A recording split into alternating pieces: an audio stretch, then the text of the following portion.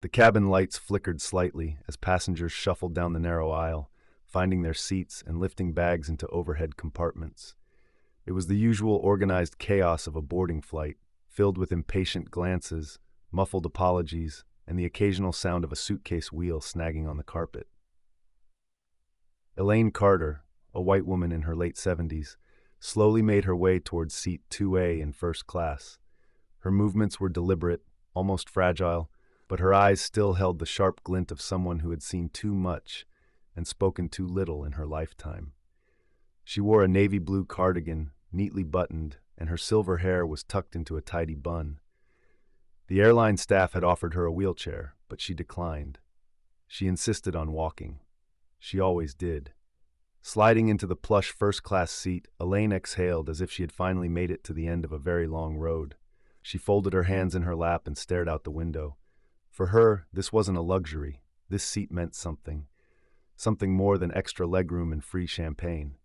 Not long after, a young flight attendant approached. Her expression was polite but clipped, too sharp to be welcoming. "Ma'am," she said, leaning slightly over Elaine's shoulder, "are you sure you're in the right seat? This is seat 2A, first class." Elaine blinked, confused. "Yes, that's what my boarding pass says." The attendant's smile froze. "Could I take a look at it?" Elaine fumbled with her handbag, pulling out the crumpled paper. The attendant took it, scanned it briefly, and gave a small frown. This ticket was booked under the name Rachel Moore. Elaine looked even more confused. "Rachel? But that's not—" Before she could finish, a voice spoke up from the aisle. "That's me. I'm Rachel Moore." A black woman in her mid-30s stepped forward. Her posture was calm but assertive. She wore a charcoal blazer, jeans, and glasses that gave her a scholarly look. Her voice was soft, but it cut through the rising tension like a blade. "She's not mistaken. I gave her my seat." The flight attendant turned, flustered. "Excuse me? I traded seats with her," Rachel repeated. "I'm in 18C now." There was a pause, a long one. Passengers around them began to glance up, some curious, others annoyed at the delay. "I'm sorry," the attendant said stiffly, "but we have rules. Name on the ticket must match the seat." Rachel stepped closer. "I understand that, but I offered her my seat, voluntarily. I even spoke with the gate agent before boarding." Elaine looked down, embarrassed. She hadn't asked for this. She didn't even know why this young woman had offered her such kindness. They'd exchanged barely more than a greeting at the gate. "I just didn't want her to fly back there alone," Rachel added, her tone softening. "She deserves more than that." The attendant's face flickered with something. Doubt, discomfort, maybe even defensiveness. "I'll need to verify this with the gate." She turned on her heel and walked briskly toward the front. Rachel sighed and looked down at Elaine. "I'm sorry about that. I didn't mean to cause a scene." Elaine shook her head, her voice barely above a whisper. Why did you do that for me?" Rachel smiled gently. "You probably don't remember me, but I remember you." Elaine looked up, puzzled. "You were my teacher, the only one who stayed after school to teach me how to read." Elaine's breath caught. Rachel's eyes softened. "I've been waiting a long time for a chance to thank you, and today I finally could." Elaine stared at her, emotions flickering across her face like a slideshow of memories she hadn't revisited in years. The murmur of boarding announcements faded behind them, leaving an almost sacred stillness between Elaine and Rachel. The older woman's eyes welled with tears, not the kind that came from sadness, but from a quiet, overwhelming wave of something deeper. Recognition, disbelief, and healing. "You were in my class?" Elaine asked softly, searching the younger woman's face for traces of a little girl lost in time. Rachel nodded. "Third grade, Miss Elaine Carter's classroom. You used to wear a yellow cardigan and drink peppermint tea." Elaine chuckled, her voice a little shaky. "Still do." Rachel smiled, and for a moment they were no longer passenger and stranger. They were student and teacher, past and present, stitched together on a flight neither of them expected. "But Elaine began, then paused, her voice thick. "I didn't think anyone remembered." Rachel's smile faded into something more serious. "I did. You were the first adult who ever told me I was smart. Before that, I thought I was just trouble." Elaine shook her head. "No child is just trouble. Some of you just needed more time, more care, more belief." Rachel's gaze drifted down the aisle. "You gave me all of that. even when no one else did. I used to sit in that broken chair in the back of your room, and you'd sit next to me during lunch, just to help me sound out words. You were so determined, Elaine whispered. I was determined because you made me believe I could be, Rachel replied, voice trembling. Do you know what it feels like to grow up with no one expecting anything from you? No one thinking you'll ever be anything more than a statistic? Elaine nodded. I grew up in that same world, just decades earlier. Rachel was quiet for a beat. Then she said, My mom cleaned houses. She always told me that education was the only way out, but no one at school seemed to care until I met you. The moment hung in the air like the stillness before a storm. Elaine wiped at her eyes with the edge of her sleeve, trying to maintain composure in the quiet elegance of first class. But the truth was too powerful to ignore. You came back, Elaine said softly. Not just to this plane, but you came back into my life, and you didn't have to. Rachel shrugged. Maybe I did. I think we all have unfinished circles. This was mine. A ding sounded as another passenger requested assistance. The flight attendant from earlier returned, her face unreadable. I confirmed with the gate agent, she said, standing beside Rachel. You did inform them of the seat swap. It's allowed under compassionate grounds, though next time it's best to notify ahead. Rachel gave her a tight smile. Thank you for checking. The attendant hesitated. Then she looked at Elaine. I apologize, ma'am. We just have to follow protocol. Elaine simply nodded. It's all right. You were doing your job. But the tone had shifted. Other passengers had taken notice. A few had overheard. Eyes softened. Judgments faded. The humanity in the story had cracked through the sterile professionalism of air travel. Rachel turned to leave, heading toward her seat in the back of the plane. Rachel, Elaine called out. The young woman turned. Would you sit with me for a few minutes before takeoff? Rachel smiled and came back, settling into the seat next to her former teacher. The flight would begin soon, but a different kind of journey, one decades in the making, had already taken flight. The hum of the aircraft engines grew louder as final preparations for takeoff began. Passengers were buckling in, flight attendants were doing their safety checks, but at seat 2A, time seemed to have slowed. Elaine and Rachel sat side by side, once again like teacher and student. Only this time, the classroom was made of clouds. Elaine reached into her handbag and pulled out an old leather-bound notebook. The edges were frayed, the spine barely holding together. I used to keep notes about my students, she said. Not grades, just memories, things I didn't want to forget. Rachel turned toward her, surprised. You kept it all these years? Elaine smiled, gently opening to a bookmarked page. I never threw this out, couldn't bring myself to, especially not after I retired. She ran her fingers over the faded writing. Let's see. Rachel M., quiet, sharp eyes, always reading under the desk. Struggles with reading out loud but never gives up. Loves stars and wants to be an astronaut. Rachel laughed. Oh my God, I actually forgot about that phase. You wore the same NASA t-shirt for 2 weeks straight, Elaine chuckled. Rachel smiled wide, but then her eyes grew thoughtful. I don't remember much of third grade. My memory of those years is kind of foggy, but I remember how I felt in your class. Elaine looked at her curiously. I felt seen. I wasn't invisible, Rachel said. Even when I was behind in everything, even when other teachers gave up on me, you didn't. Elaine's voice was barely audible. That was always the most important part for me, not the test scores, just making sure no child felt unseen. Rachel looked at her hands.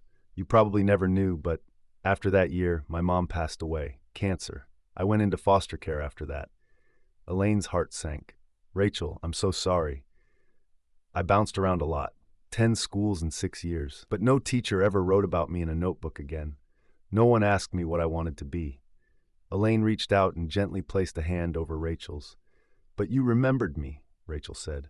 That means everything. And just like that, the two women sat quietly, hands clasped.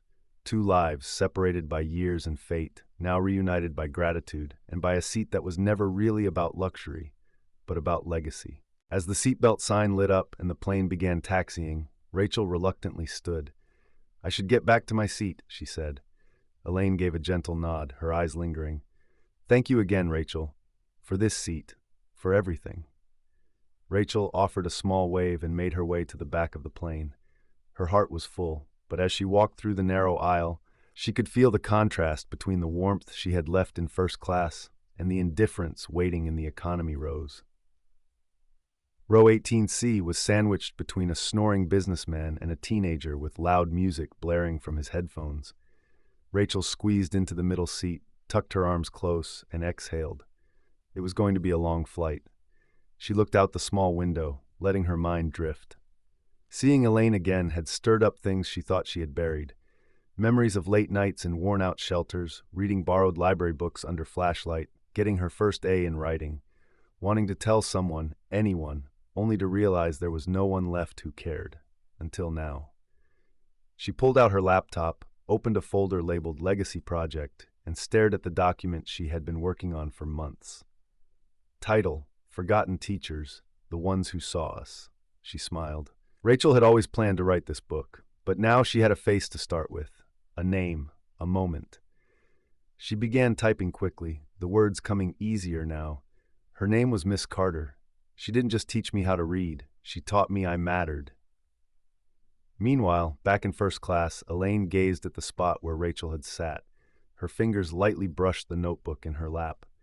For the first time in years, she wasn't thinking about endings. She was thinking about beginnings. A ding signaled the start of in-flight service.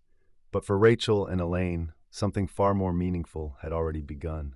Rachel adjusted her seatbelt in 18C, the narrow economy seat a sharp contrast to the spacious comfort of first class.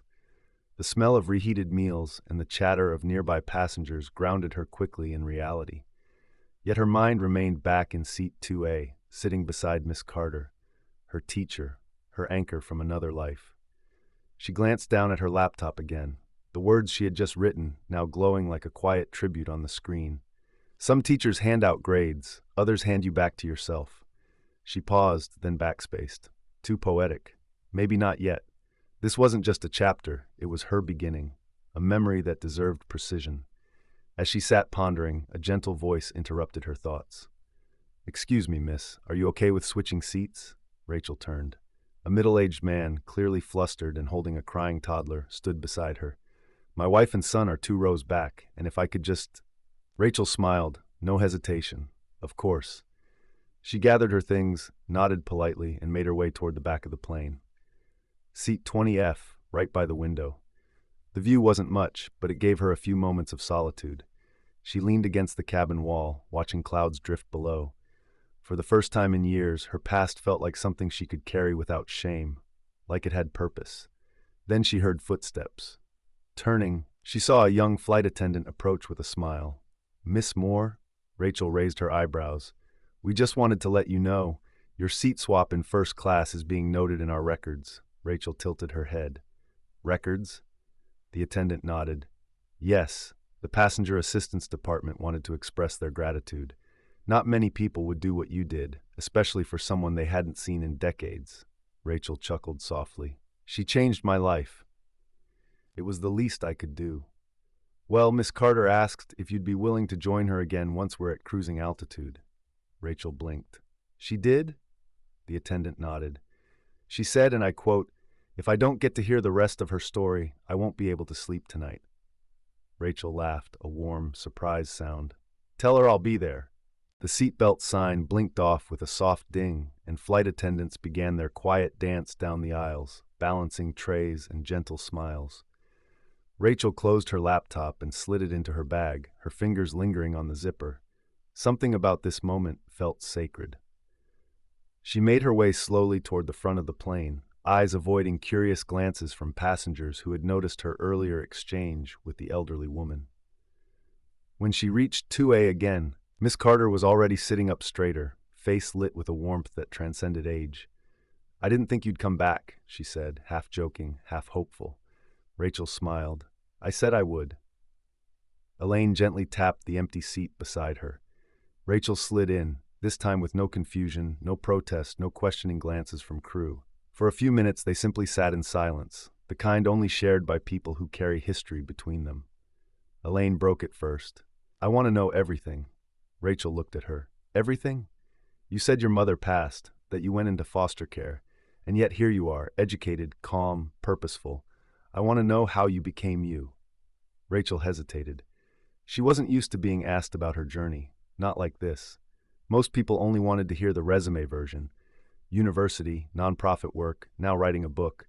But Miss Carter wanted the in-between, the nights with empty fridges, the foster homes with rules that didn't make sense, the teachers who didn't care, and the few who almost did but gave up too soon.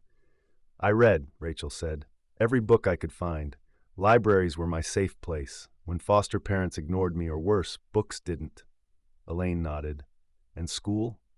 Rocky, Rachel admitted. I was expelled once, fought back against a boy who said I'd never be anything but a dropout. Elaine's eyes narrowed. What happened? I proved him wrong, Rachel replied. Graduated top 5%, full scholarship, double major. Elaine grinned, pride glowing in her expression. That's my girl. Rachel laughed, surprised by the words, but not by how right they felt.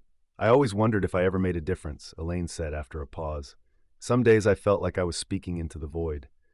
You weren't, Rachel whispered, not to me. Another pause. Then Elaine reached into her bag and pulled out something worn and folded. It was a piece of lined paper, torn at the edges. Rachel recognized it instantly, her third-grade writing assignment. I found this after you left, Elaine said. You wrote about wanting to build schools one day, for girls like your mom who never finished third grade. I've carried it ever since. Rachel stared at the paper, stunned. She hadn't thought of that dream in years. It had been buried under deadlines and donations and meetings. But now, in seat 2B, it began to stir again. Rachel gently unfolded the paper Elaine had handed her. Her own childhood handwriting stared back, crooked letters, misspelled words, but bursting with hope. She read the first line aloud, her voice thick. When I grow up, I want to build a school for kids like me who don't feel smart yet. Elaine smiled, her eyes shining. You didn't say poor, or different, or forgotten. You said, don't feel smart yet. Even at that age, you believed in people who were still becoming. Rachel blinked rapidly. I don't even remember writing that. But it remembered you, Elaine replied gently. They both sat for a moment, letting the memory settle like soft rain on dusty ground. A passenger in the nearby row smiled at them, as if understanding the sacredness of their conversation without hearing a word. The hum of the plane faded into a kind of hush that surrounded them like a cocoon. You know, Rachel said, I did try to start a school once, a community center actually, but it didn't last. Funding dried up. Elaine didn't flinch. Failure isn't the opposite of impact. Sometimes it's just the seed. Rachel turned, studying the woman beside her. You talk like you've had your own failures, Elaine chuckled. More than I can count, but I've also had students like you. That balances the scales. Rachel looked away briefly, gathering herself. There was a time I wanted to forget all of it, the hard parts, pretend I didn't come from pain. But now, sitting here, I'm starting to think maybe that pain is the reason I'm still standing. Elaine reached out and gently took Rachel's hand. Then build again. Build the school. Build the book. Build the world you needed. Rachel didn't reply right away, but something inside her settled, like a door she hadn't dared to open now slowly swinging wide. At that moment, a flight attendant approached with 2 warm drinks. Compliments of the captain, she said softly. He heard about your story from the front crew. He said it reminded him of why he flies. Rachel raised her eyebrows. What exactly did you tell them? Elaine smiled slyly. Oh, just that one of my brightest students came back to save my seat. As the plane cruised steadily above the clouds, Rachel and Elaine continued their quiet reunion, their hands occasionally brushing as they looked over more papers Elaine had tucked away, old student drawings, a faded class photo, and a card from Rachel's mother written years ago in slanted cursive. Thank you for believing in my little girl. Rachel traced the ink with her fingers, stunned. You kept all of this? Elaine smiled, her eyes shining. Of course, these were my treasures. Before Rachel could reply, a soft chime came over the speaker system. The captain's voice followed. Ladies and gentlemen, this is your captain speaking. We'll be reaching cruising altitude shortly, and I wanted to take a moment for something personal. Today, we have on board 2 passengers who reminded my crew and me why we do what we do. Miss Elaine Carter, a retired teacher of over 40 years, and Rachel Moore, one of her former students, who gave up her seat today in the most selfless act I've seen in my years of flying. The cabin fell silent. Heads turned. People began whispering, some gasping. I just want to say, on behalf of this airline and all of us who believe in second chances, thank you for your kindness, your service, and your legacy. You both represent the best of us. As the intercom clicked off, a slow ripple of applause began at the front and spread like wildfire. First class, then business, then even economy joined in. Rachel looked down, flustered. Elaine reached over and gently squeezed her hand. See, she whispered, you never know when the world is watching. A young male flight attendant appeared moments later. Miss Moore? Miss Carter? The captain asked if you'd be willing to take a photo with the crew. It'll go into our newsletter. Rachel chuckled. I thought this was just going to be a quiet flight. Elaine smirked. Not with me on board. They stood slowly and made their way toward the front galley, escorted with quiet admiration by the crew. Passengers smiled, some stood to offer handshakes. A woman in economy reached out and said, I'm a teacher too. You've just reminded me why I started. Elaine turned back. Then promise me, don't stop, even when it gets hard. The woman nodded, tears forming. At the front, the captain, an older black man with a silver beard, shook Elaine's hand. My wife was one of your students. I recognized your name as soon as I heard it. Elaine's jaw dropped and Rachel's eyes widened. She's the one who became a principal? Elaine asked. He grinned. She still carries the essay you wrote her feedback on. Says it changed her life. Rachel looked at Elaine, awestruck.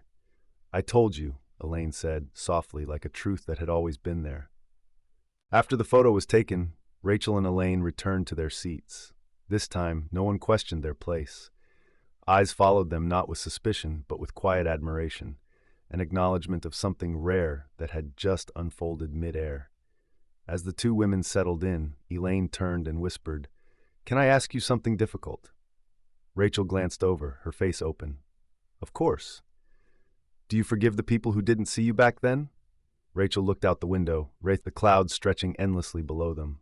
I used to think I had to, that forgiving meant freeing myself, but now I realize what freed me wasn't forgiveness. It was choosing to become someone in spite of them. Elaine nodded slowly. That's strength. And you? Rachel asked. Do you forgive yourself for not being able to help every kid? Elaine's eyes welled up. She looked down, hands trembling slightly in her lap. Some nights, I still remember the ones I couldn't reach. Rachel placed a hand on hers. You reached me, and that was enough to change my world. A moment passed, and Elaine let out a breath she didn't know she'd been holding. From the back of the plane, a young girl, no older than 8, slowly approached their row with the hesitant courage of someone on a mission. Her father followed, smiling sheepishly. Excuse me, the girl said, holding a notebook. Are you the teacher? Elaine blinked, caught off guard. Yes? The little girl handed her the notebook. Can you sign my journal? I want to remember this day. Rachel smiled, her eyes brimming. Elaine took the pen with a shaky hand and wrote her name, adding underneath, Never stop believing that you matter, Miss Carter. As the girl walked away, her father leaned in. My daughter wants to be a teacher because of what she just heard. Thank you for reminding us that words still change lives. Rachel leaned back, tears slipping silently down her cheek. Elaine whispered, The classroom never really ends, does it? Rachel shook her head. No, it just flies a little higher sometimes. The announcement for descent echoed through the cabin. Seatbacks were returned upright, trays locked into place, and the sun outside had begun its slow dip into a golden horizon. The journey was coming to an end, but for Rachel and Elaine, something far greater had just begun. Rachel looked over at the older woman beside her. Elaine sat with eyes closed, a soft smile gracing her lips as if she were reliving something deeply personal, maybe a classroom memory, a student's laughter, or the echo of chalk tapping against an old blackboard. Rachel hesitated, then pulled out her notebook and began to write, her pen moving quickly, catching what her heart had held all flight long. This story isn't about me. It's about every teacher who looked into the eyes of a child and saw possibility. It's about legacies that live in silence until someone speaks their name again. Elaine stirred slightly and peeked at the page. That for your book? Rachel nodded. For the first chapter. Elaine chuckled. I'd like a signed copy. Large print, of course. Rachel grinned. Deal. As the plane lowered through a blanket of clouds, lights twinkled from the city below, small, glowing reminders of a world filled with strangers and stories waiting to collide. "Can I ask one last question?" Rachel said. Elaine opened her eyes. "Anything.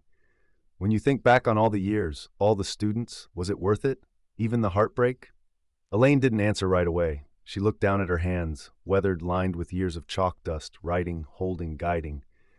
"Yes," she finally said, "because even if only one remembers you with kindness, that's enough. You were my one, Rachel." Rachel looked away quickly, blinking back emotion. The wheels of the plane kissed the runway, a soft thud, then a rumble. Passengers began to murmur, reaching for belongings and checking phones. But in seat 2B, time held still for just a moment longer. As they disembarked, the captain stood at the cockpit door again. "Miss Carter, Miss Moore," he greeted. "Thank you for flying with us today. I hope this journey was more than just a flight." Elaine smiled. "It was a return," Rachel added, "and a beginning." They stepped off the plane into the glow of the terminal, where people rushed by with urgency and noise. But in the middle of the crowd, they stood still. 2 generations, 1 story. A journalist who had heard about the in-flight announcement approached them. "Are you two the teacher and student everyone's talking about?" she asked. Rachel glanced at Elaine, then nodded. "We are." "May I ask what your message is for the world right now?" Elaine answered without hesitation. "Teach with love, listen with patience, and never underestimate what one kind word can do."